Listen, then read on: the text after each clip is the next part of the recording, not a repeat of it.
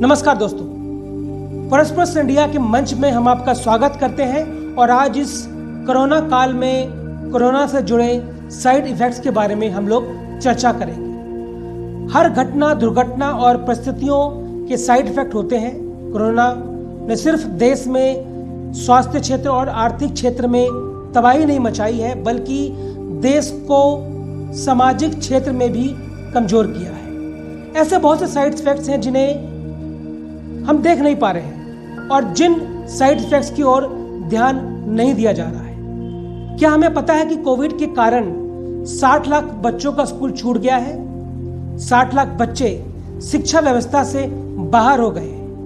Corona ने सिर्फ जाने ही नहीं ली है, लोगों को आर्थिक तौर पे कमजोर भी किया है, जिसके कारण अभिभावक बच्चों को शिक्षा देने में समर्थ बन गए हैं।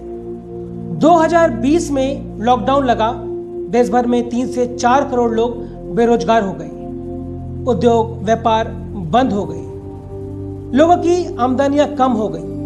गांवों से जो लोग शहरों में नौकरियां करने आए थे, अपने बच्चों के लिए सुंदर सपने देखने आए थे, मजबूरी में उन्हें गांवों में वापस पलायन करना पड़ा।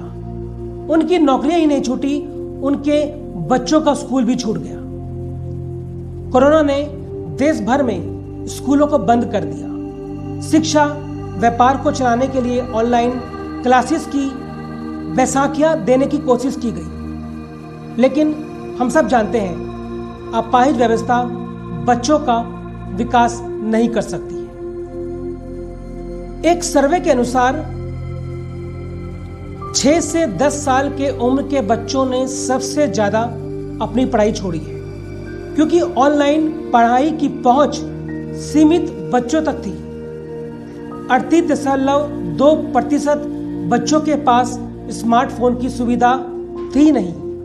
कम आय वाला वर्ग इससे सबसे ज्यादा प्रभावित हुआ, क्योंकि जब घर के मुखिया के पास ही बटन वाला फोन है तो बच्चों को स्मार्टफोन कैसे मुहैया करा पाएगा।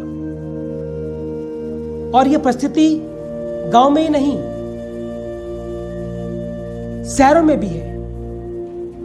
6 से 10वीं क्लास के बच्चों को स्कूल छोड़ने का कारण उनकी आर्थिक स्थिति को बतलाया गया है।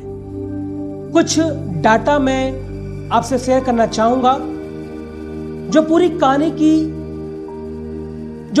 की दशा बयान करेगा। यह देश का कॉमन पैटर्न है, राज्य कोई भी हो। कर्नाटक में 78,424 प्राइमरी और सेकेंडरी स्कूल है, जिसमें 22,419 शहरों और 56,005 स्कूल ग्रामीण क्षेत्रों में है, जिसमें 80 लाख बच्चे पढ़ते हैं। कलबुर्गी जिले में 6 से 10वीं कक्षा में 2,55,840 बच्चे हैं, लेकिन सिर्फ 15% मतलब 40,344 बच्चे ही ऑनलाइन क्लास ले पा रहे हैं। कोपल तालुक में 6 से 10 कक्षा में 2020-21 में 34,123 बच्चों ने एडमिशन करवाया, लेकिन अभी तक 9,233 बच्चे ही अपनी पढ़ाई शुरू कर पाए हैं। एक्शन एड संस्था ने यूपी के 17 जिलों में 1,22,000 ऐसे बच्चों को ढूंढा है जो लॉकडाउन के दौरान गांवों में वापस आए, माइग्रेंट परिवार हैं और जिन्होंने स्कूल में दाखिला नहीं करवाया, क्योंकि उन्हें उम्मीद है कि वे वापस शहर जाएंगे, जिनमें से 1200 बच्चों को बाल मजदूरी में लगा दिया गया है।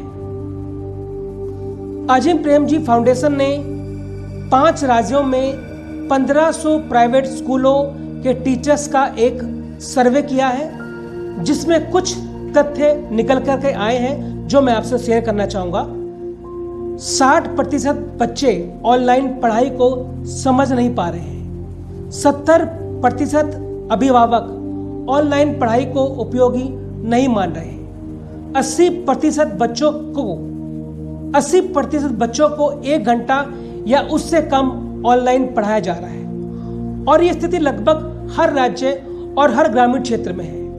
इस स्थिति पर सरकारों ने कोई रोड मैप तैयार नहीं किया है कि कैसे बच्चों को उचित शिक्षा मिल पाएगी। भारत के भविष्य के लिए एक बड़ी गंभीर समस्या है। जब देश का आने वाला भविष्य शिक्षा ले ही नहीं पाएगा, उस तक शिक्षा पहुंचने की रुकावटों को सुलझाया नहीं जाएगा, तो कैसे हम एक खुशहाल देश की कल्पना कर सकते हैं। हमारे देश के नीति निर्धारकों की नज़र अभी तक इस कोविड के साइड इफेक्ट पर नहीं पड़ी है, बल्कि लगता है कि शिक्षा व्यापार को भी वे आपदा में अवसर में बदलकर नए तरीके से व्यापारी के साझेदार बने दिखते हैं। हमें उम्मीद है कभी तो सरकारें नींद से जागेगी और हमारा देश समृद्ध भारत बनने की ओर आगे कदम बढ़ा पाएगा। नमस्कार।